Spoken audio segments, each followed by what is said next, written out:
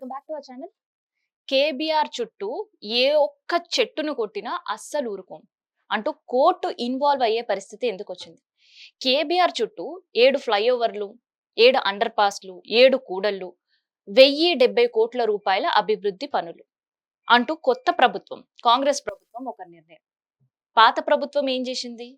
So ఇదే ప్రతిపాదన ప్రజల ముందు పెడితే ఎందుకు వ్యతిరేకత వచ్చింది?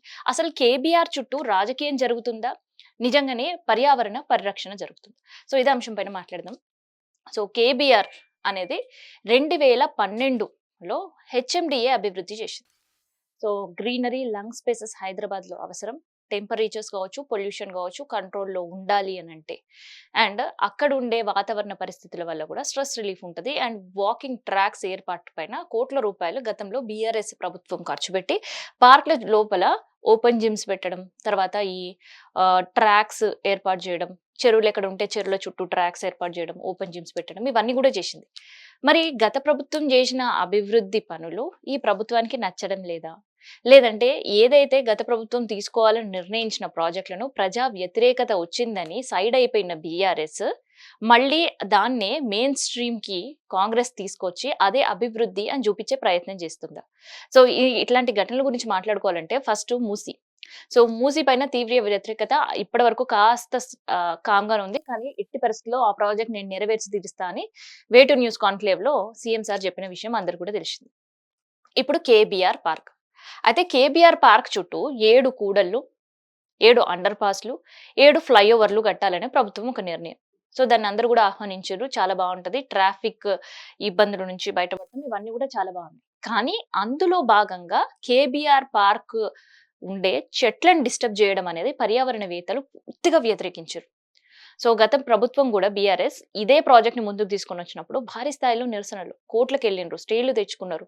సో ప్రభుత్వం ఏమనుకుందంటే ఇట్లా జరిగే పరిస్థితులు, పనులు లేవు సరే అని చెప్పేసి దాన్ని వదిలేసింది. తర్వాత ఎలక్షన్ లో మేము గెలిస్తే తర్వాత చూస్తాంలే అని. సో అదే ప్రాజెక్ట్ ని ఇవాళ మళ్ళీ కాంగ్రెస్ ముందేసుకుంది. సో చెట్లు నరికివేతను వ్యతిరేకిస్తున్నారు, కోర్టు ముందుకెళ్లారు. హెచ్సిలో కూడా వేలాది చెట్లు నరికి పర్యావరణానికి ఇబ్బంది కలిగే పరిస్థితి. ఇప్పుడు కేబీఆర్ చుట్టూ కూడా చెట్లు నరికివేసే కార్యక్రమం కాదు, దాదాపు 370 చెట్లను కూడా పూర్తిగా నాశనం చేసిండ్రు. లంగ్ స్పేసెస్ లేవు. సో హైదరాబాద్ పొల్యూషన్ ని తట్టుకుంటుంది అని అంటే లంగ్ స్పేసెస్ ఉండే ఏరియా. సో లంగ్ స్పేసెస్ ఉండే ఏరియాలో జర్నలిస్ట్ కాలనీలో ఉండే రోడ్డు మొత్తం కూడా లంగ్ స్పేసెస్ ఉండే. తర్వాత హెచ్సియులో కొంతవరకు, ఓఈలో కొంతవరకు గ్రీనరీ. ఇంకా మేజర్ గా ఒక హైదరాబాద్ ని కాపాడుతుంది ఏదైనా ఉంది, ఒక గ్రీన్ స్ట్రెచ్, ఏదైనా ఒక పెద్ద పార్క్ అంటే అది కేవలం కేబీఆర్ పార్క్ మాత్రమే. సో ఇది వాతావరణ శాఖ అధికారులు చేసిన సర్వేలలో బయటపడి, పర్యావరణవేత్తలు చేసిన సర్వేలలో బయటపడి, సో ఇదే ప్రభుత్వం దృష్టికి కూడా తీసుకెళ్ళి. సో పనులు ప్రారంభమైన తర్వాత కోట్ల దగ్గర రాజకీయ పరంగా స్టేలు తెచ్చుకోవడానికి ప్రయత్నం చేసి ఆపేసిండ్రా అని ఆలోచించే వాళ్ళందరూ కూడా ఒకటి చెప్పాలనుకో, కేబీఆర్ చుట్టూ ఫ్లైఓవర్, కేబీఆర్ కింద నుంచి అండర్ పాస్, కేబీఆర్ దగ్గర కూడళ్లు అనే వార్త ప్రభుత్వం చెప్పినప్పటి నుంచి కూడా కేబీఆర్ పార్క్ అసోసియేషన్లు, ఆ చుట్టూ ఉండే నివాసితులు, తర్వాత పర్యావరణవేత్తలు వీళ్ళందరూ కూడా ఆ ప్రాజెక్ట్ ని వ్యతిరేకించరు. ఈ వ్యతిరేకిస్తున్నాం మేము కేవలం నినాదాలకు మాత్రమే, నిరసనలకు మాత్రమే కాదు అని దాదాపు 19,000 మంది ఆ ప్రాజెక్ట్ కి వ్యతిరేకంగా సంతకాలు చేశారు. చేసి రాష్ట్ర ప్రభుత్వానికి అందించారు, అటవీ శాఖ అధికారులకి. దాన్ని ఏం చేసారో తెలుసా? తీసి ఆ సంతకాలు ఉండే ఫైల్ అని డస్ట్బిన్ లేసిరో, తీసి మాకు సంబంధం లేదని పక్కన పడేసిరో, ప్రాజెక్ట్ ని ముందుకు తీసుకెళ్లారు.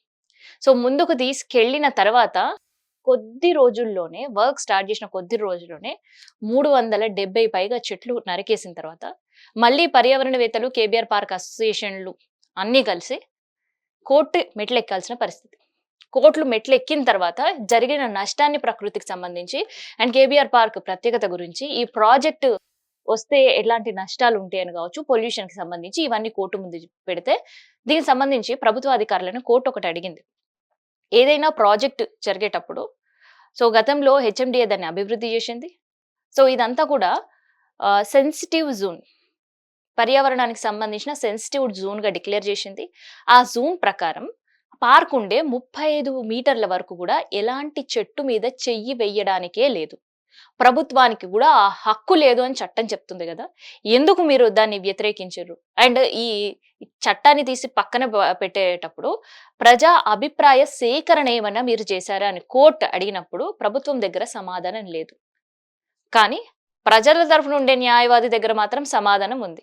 ఏదో ఈ ప్రాజెక్ట్‌కి వ్యతిరేకంగా ఇన్ని వేల మంది సంతకాలు పెట్టి ప్రభుత్వానికి ఇస్తే ప్రభుత్వం పట్టించుకోలేదు. అండ్ ఈ సెన్సిటివ్ జోన్‌ని కుదించే కార్యక్రమం జరిగినప్పుడు అంటే ఇప్పటికు 25-35 మీటర్ల వరకు ఉండే ఈ ఎకో సెన్సిటివ్ జోన్ కాస్త ప్రభుత్వం 03 నుంచి 29 మీటర్ల వరకు కుదించింది. సో దీన్నే పూర్తిగా వ్యతిరేకిస్తూ కోర్టు ముందు చెప్పారు. సో దీంతో కోర్టు సీరియస్ అవ్వడం అయింది. ఈ జూలై 27వ తారీఖు వరకు పూర్తి వివరణ ఈ ప్రాజెక్ట్ గురించి మాకు ఇవ్వాలి అంటూ కూడా డిక్లేర్ చేసింది. సో దాంతో 1070 కోట్ల రూపాయల ప్రాజెక్ట్‌కి బ్రేక్ పడింది. సో పనులు ఆగిపోయే పరిస్థితి. సో చట్టాలున్నా, కోర్టులో ఆదేశాలున్నా, ఎకో సెన్సిటివ్ జోన్‌లున్నా మాకు పట్టవు అని ఇంజినీర్లు వ్యవహరిస్తున్న తీరు విమర్శలకు తావిస్తుంది. అప్పుడు ఇంజినీర్లు ఏం చెప్తున్నారంటే మాకేం సంబంధం, ప్రభుత్వం అధికారులు చెప్పిర్రు ఇక్కడ చెట్లు నరకమని మేము నరికినాం. ఇక్కడ తవ్వమన్నారు ఇక్కడ తవ్వాం. ఇక్కడ ప్రాజెక్ట్ ప్రారంభించమన్నారు ప్రారంభించాం అంటూ ఇంజినీర్లు చేతులు దులుపుకునే పరిస్థితి. మరి 350కి పైగా మహావృక్షాలు, చెట్లు కూడా కాదు మహావృక్షాలని తీసేసిన తర్వాత వాటిని మళ్ళీ ఇంకో చోట ఏమైనా పెట్టారా? లేదంటే కట్ చేసి పడేశారా? సో దానికి ప్రత్యామ్నాయంగా గ్రీనరీ మళ్ళీ హైదరాబాద్‌లో ఎక్కడ పెంచబోతున్నారు అని కోర్టు ఏసిన ప్రశ్నకి సమాధానం నిల్ ప్రభుత్వం దగ్గర. సో ఈ వాదనల తర్వాత మొత్తానికైతే కేబీఆర్ చుట్టూ ఉండే చెట్లకి ఒక మోక్షం కలిగింది. కొన్ని రోజుల వరకైతే బ్రేక్ ఈ ప్రాజెక్ట్‌కి పడింది. సో ప్రభుత్వం మళ్ళీ సరైన నిర్ణయాలతో కోర్టు ముందుకు వెళ్తే తప్ప తదుపరి ఆదేశాలు జారీ చేయదు. సో తదుపరి ఆదేశాలు జారీ చేసే వరకు అధికారులు ఊరుకుంటారా? కాంట్రాక్టర్లు ఊరుకుంటారా? లేదంటే యథేచ్ఛగా మా కార్యక్రమం మేము చేస్తాము అన్నట్టు చేస్తారా? అనేది చూడాలి. ఎందుకంటే కేవలం కేబీఆర్ పార్క్ చుట్టూ జరుగుతున్న ఈ చెట్లకు సంబంధించిన విధ్వంసం ఇది. ఇది మాత్రమే కాదు. రీసెంట్‌గా మనకి మహాప్రస్థాన్ దగ్గర నుంచి రాయదుర్గం పిఎస్ వరకు వెళ్ళే ఒక స్ట్రెచ్ రోడ్ పైన కూడా ఇట్లాంటి మహావృక్షాలు దాదాపు 100కు పైగా ఉండే. కానీ ఇవాళ ఆ మహావృక్షాల ఆనవాళ్లు కూడా లేకుండా వృక్షాలని తీసి ఇంకో చోట పెట్టడం మానేసి పూర్తిగా నరికేసి ఎక్కడికక్కడ చెట్లను తీసేసి అక్కడ దాన్ని కాంక్రీట్ వేసి రోడ్డుగా మార్చేసారు. ఒక సబ్వేగా చేసిన పరిస్థితి. సో దీనిపైన కూడా పర్యావరణవేత్తలు ప్రశ్నించాలి ప్రభుత్వాన్ని, జరిగిన విధ్వంసాన్ని కోర్టు దృష్టికి తీసుకెళ్లాలి అని కూడా వినిపిస్తున్నాయి. సో చూడాలి మరి కోర్టు ఆదేశాలు వచ్చే నెల 27 వరకు అయితే కేబీఆర్ చుట్టూ ఉండే చెట్లను రక్షించేటట్టుంది.